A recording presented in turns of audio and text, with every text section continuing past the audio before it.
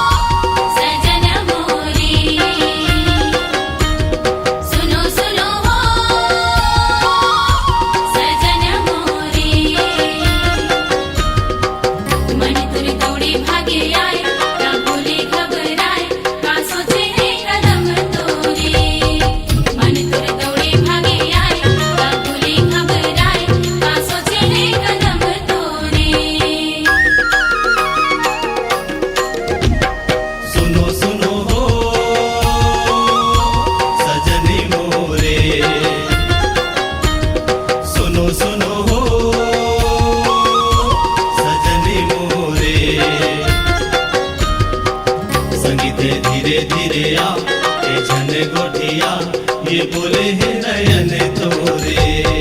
संगीत धीरे धीरे आ झन गोठिया ये बोले है नयन तोरे।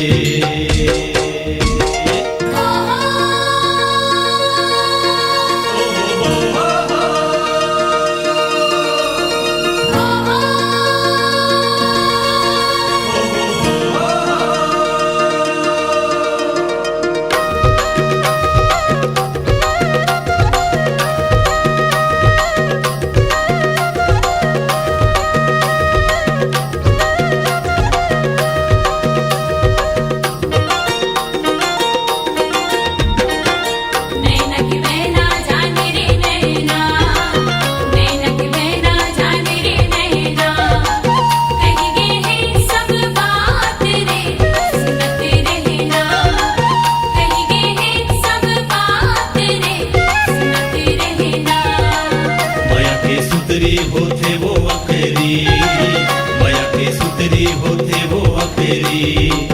मन के कुरिया माधा देखे लगा हूँ सकेरी।